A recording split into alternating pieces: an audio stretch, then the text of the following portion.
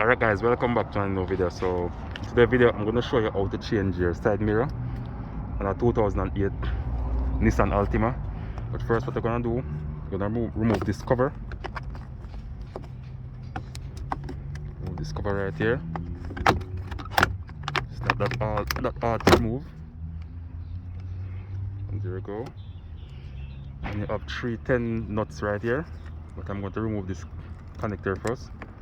I just squeeze this clip right here and pull. And you're going to need a 10mm socket on an angle, the extension, just like this. I'm going to loosen all the nuts. I'm going to use my finger to remove these nuts. But take your time so they don't drop down inside the door panel. Just like that. Not that hard, guys. So instead of going to those dealerships to pay a bunch of money, hundreds of dollars to change your mirror, you can just simply do it yourself. Very easy. So you can see I'm using my one hand and recording at the same time.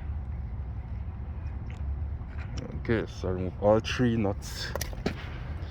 So now I'm going to remove it just like that. Very simple and easy, guys.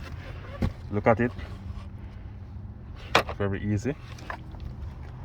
And this is the one I'm going to put on. I just get from the junkyard. Okay, so I'm going to attach it now, guys. Alright, so let's line up the holes. Attach it just like this, guys. Okay, hold on. Yeah, so I'm going to catch these 3. Sorry about that, guys. I have to try and catch but I'm going to pause the video and catch on those nuts. Alright, so now I'm going to tighten up these nuts. I don't want to draw them too tight and break it.